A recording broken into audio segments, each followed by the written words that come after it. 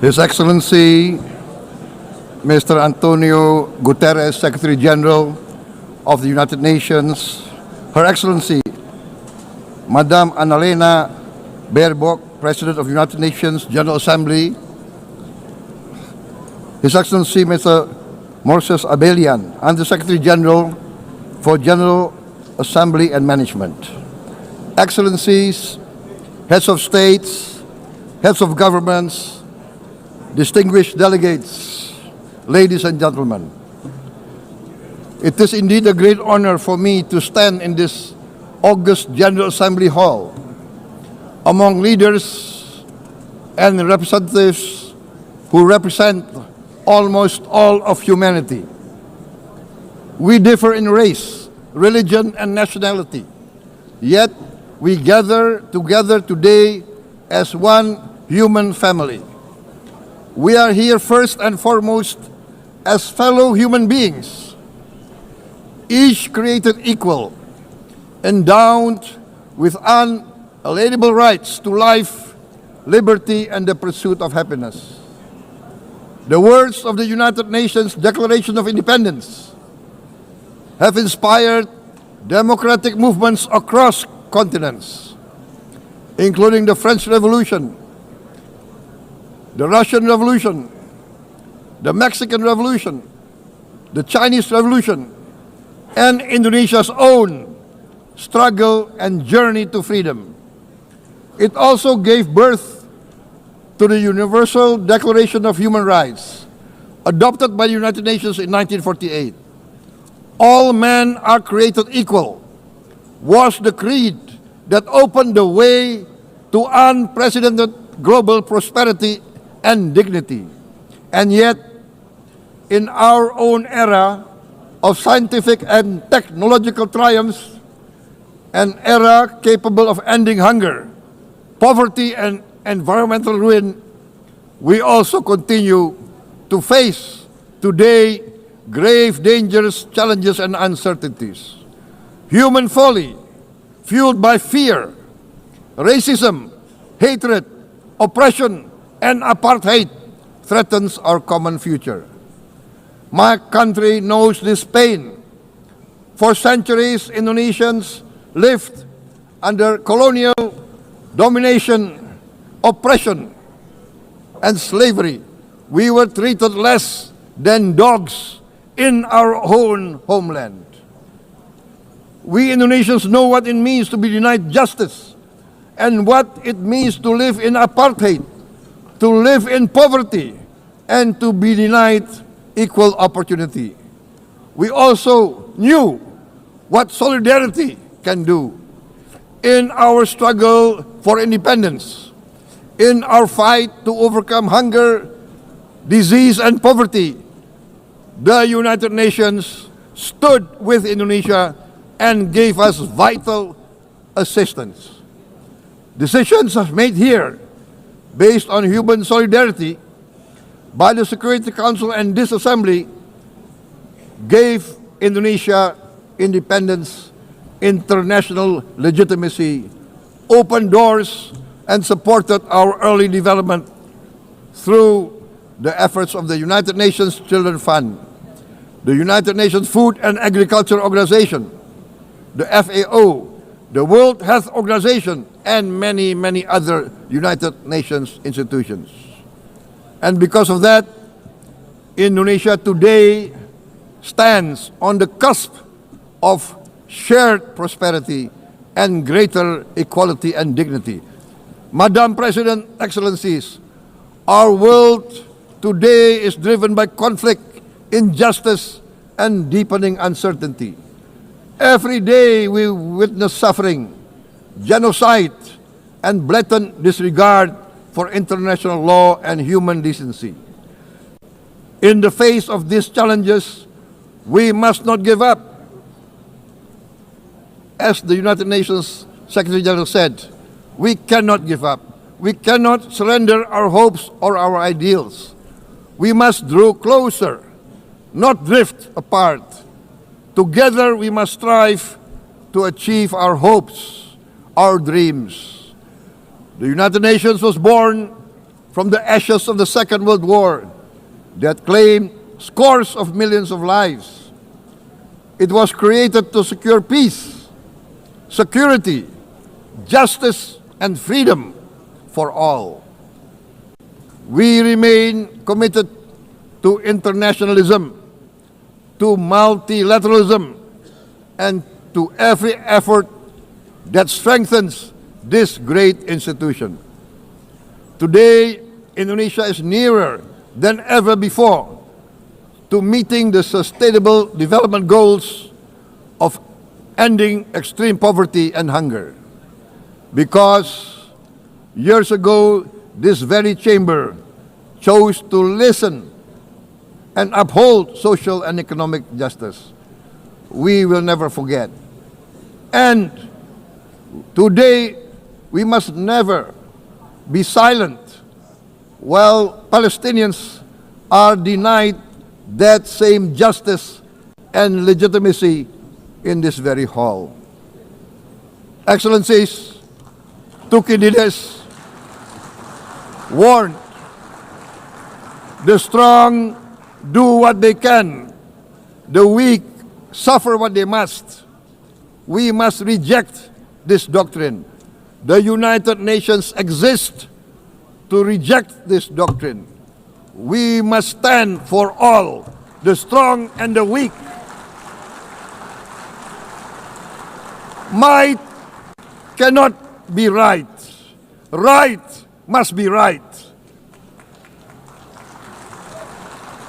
Indonesia today is one of the largest contributors to United Peacekeeping Forces. We believe in the United Nations. We will continue to serve where peace needs guardians, not with just words, but with boots on the ground.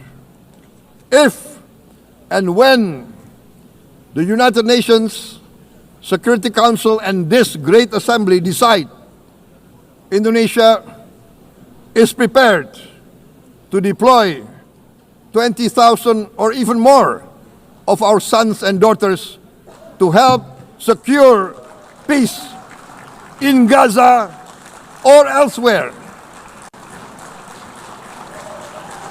in Ukraine, in Sudan, in Libya, everywhere when the peace needs to be enforced, peace needs to be guarded, we are ready. We will take our share of the burden, not only with our sons and daughters, we are also willing to contribute financially to support the great mission to achieve peace by the United Nations. Madam President, Excellencies, I propose to this Assembly a message of hope and optimism, grounded in action and execution. Today, we heard the speech of Madam President, the President of the United Nations General Assembly. Yes, it is true what she said. Without the International Civil Aviation Organization, will we be here today? Will we sit in this great hall? Without the United Nations, we cannot be safe. No country can feel secure. We need the United Nations, and Indonesia will continue to support the United Nations. Even though we still struggle, but we know the world needs a strong United Nations. The world's population is growing. Our planet is under strain. Food, energy, and water insecurity haunt many nations. We choose to answer these challenges directly at home and to help abroad wherever we can. This year, Indonesia recorded the highest rice production and grain reserves in our history. We are now self-sufficient in rice, and we are starting now to export rice to other nations in need, including providing rice for Palestine.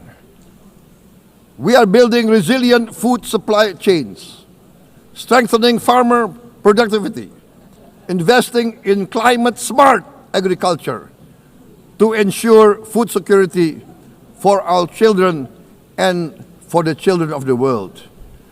We are confident in a few years' time, Indonesia will be the granary of the world.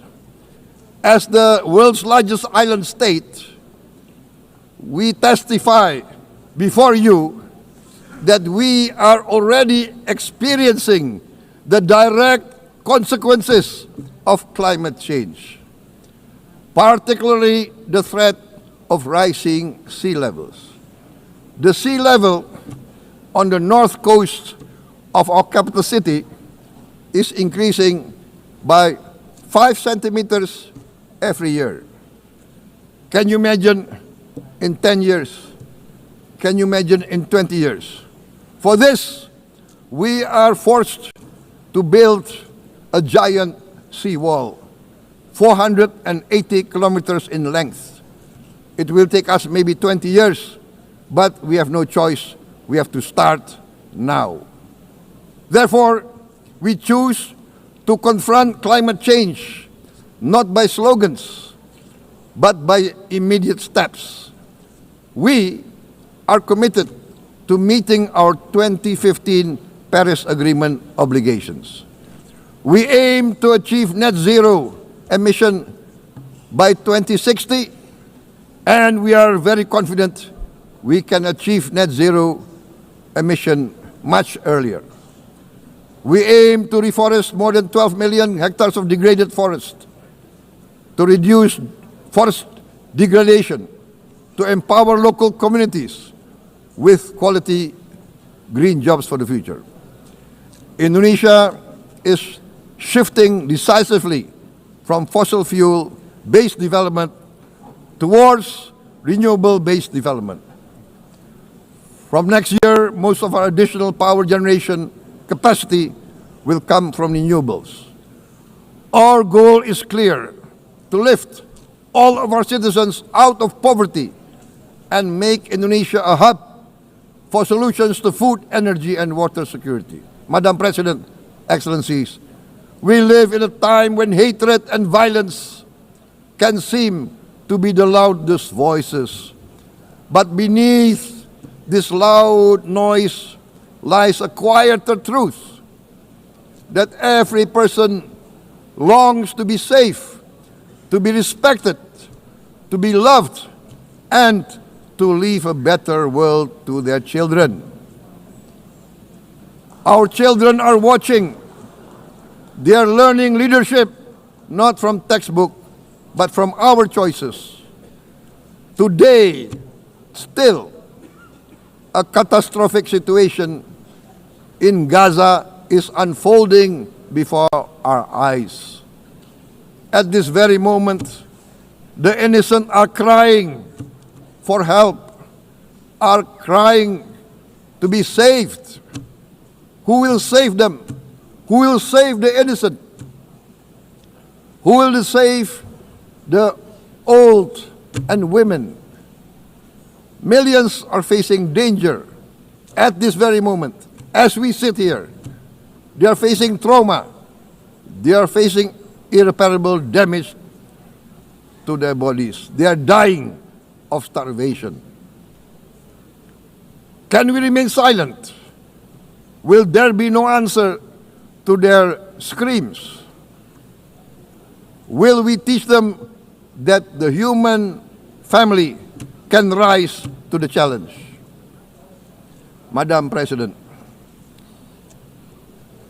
we must act now. Many speakers have said that. We must stand for a multilateral order where peace, prosperity, and progress are not the privilege of a few, but the right of all. With a strong United Nations, we can build a world where the weak do not suffer what they must, but live the justice that they deserve. Let us continue humanity's great journey of ideals, the selfless aspirations that created the United Nations. Let us use science to uplift, not use science to destroy. Let rising nations help others to lift themselves. I am convinced that the leaders of the great world civilizations of the West, of the East, of the North, of the South, leaders of America, Europe, of India, China, the Islamic world, the whole world, I am convinced they will rise to their role demanded by history. We are all hopeful that the leaders of the world will show great statesmanship, great wisdom, restraint, humility, overcome hate, overcome suspicion. Madam President, distinguished delegates, we are greatly heartened by the events of the last few days, where significant leading countries of the world have chosen to side with history, to choose the right side of history, the path of the moral high ground, the path of rectitude, the path of justice, the path of humanity, to shun hatred, to overcome suspicion, and to avoid the use of violence. The use of violence will beget violence. No one country can bully the whole community of the human family.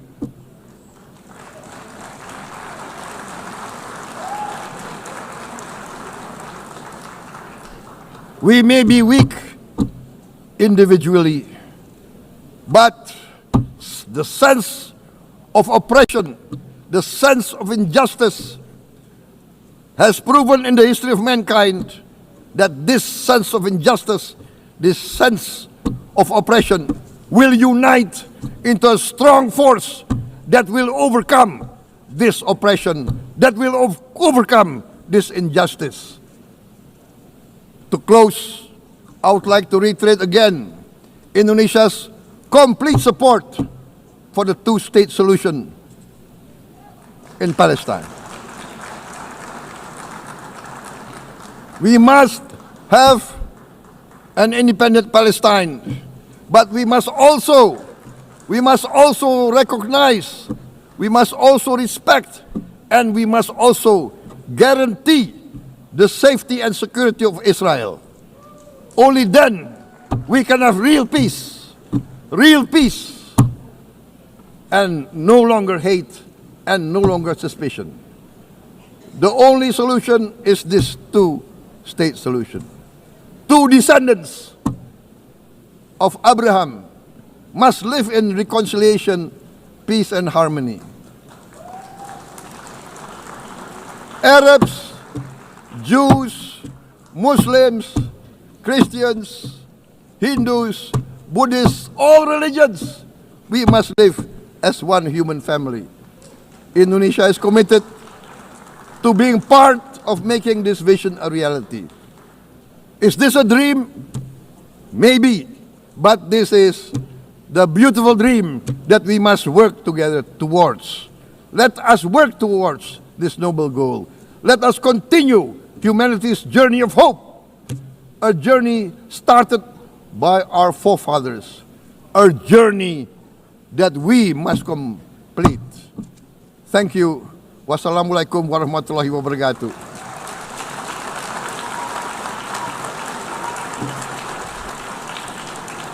Shalom. Om Santi, Santi, Santi Om. Namo Buddhaya. Thank you very much. May God bless us all.